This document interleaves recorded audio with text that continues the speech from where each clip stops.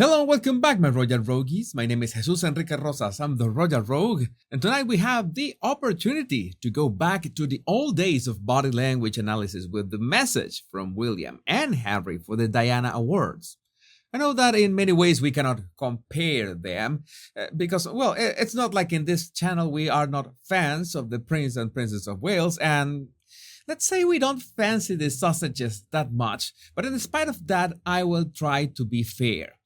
You gotta keep the words that they said because both of them had a scripted speech, which most of the time has been carefully curated to convey a very specific message, and for that matter, there could be a lack of spontaneity in the content of their words. So I prefer to focus on their body language. And by the way, I'm going to show you one part of William's speech so I can better explain the most relevant part of his delivery. But first, let's take a general look at his presence. Well, first of all, a classic combination of blue jacket and light blue shirt. That is something that is almost William's brand. Think of Harry's gray suit. Well, there's William's blue jacket. It always looks good on him, and he's got extra points because it's impeccably tailored. And you might think that I'm being too nitpicky with the way he dresses, but when you're on video, what you wear is part of the message. I was a bit confused because of the background. It features some sort of those modular dividers, but in this case with Chinese figures and characters. Was he having Kung Pao chicken or something? Not complaining, but the background was a bit odd and flat. In regard to his body language, you know that William has this technique of moving his head in an X pattern. Sometimes his head goes this way, then he lowers it in the opposite direction, then does the same for the other side, and so on. And just to be clear, it is not annoying or anything. He's been doing this movement in his speeches from some years ago, and it's a neuro-linguistic programming tip. It has to do with hypnosis as well. What he's doing is that he's talking and he's nodding with his head at the same time. You know that recommendations that we have when we are listening is to nod every now and then to give the speaker some reassurance. But here, William proves that you can do it yourself even if you are the speaker. And this is essentially to trigger our mirror neurons into agreeing with him. We see him moving his head in this pattern, and we feel like we are doing the same and agreeing with his words. This is something that I teach my clients. The trick here is that you need to practice until you nail the rhythm and delivery. If you do it too slow or erratic, then you won't have the hypnotic effect. But if you do it too fast, you will look awkward or a bit crazy. But yes, that's something that you can do even during a conversation, maybe with the not so wide movements. Remember that in this case, he is exaggerating them a bit due to speaking to a camera, and you will literally hypnotize your audience. Another thing that I noticed is that William recorded this message standing up, and that is one of the most difficult ways of recording a message because he's not using his hands that much, and that's the thing. We tend to use our hands more when we are seated.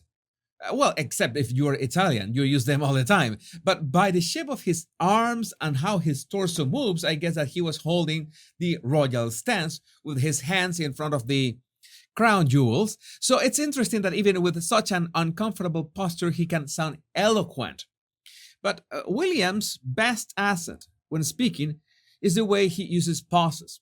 So watch this very small clip to understand what I mean. Pay attention to how he pauses after certain word. Her tireless advocacy and powerful words have been instrumental in creating change for so many.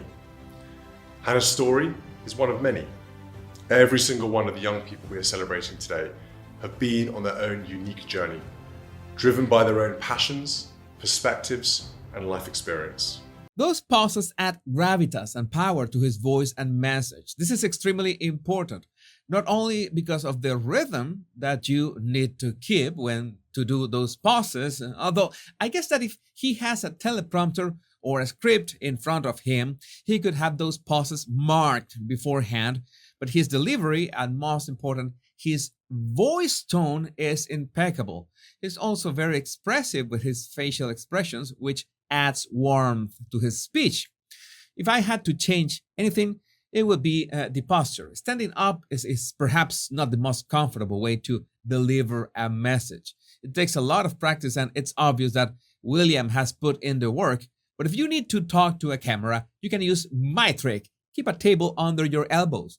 You'll notice that this way it's vastly easier to relax and be convincing. Well, let's move on to Harold, who was in good company of a Diana Award recipient from 2021.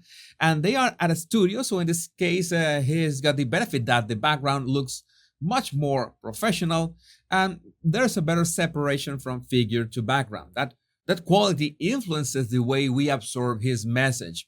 The first thing that we feel is a bit uncomfortable that there are at least two cameras around them, and Harry's talking to just one of them, of course.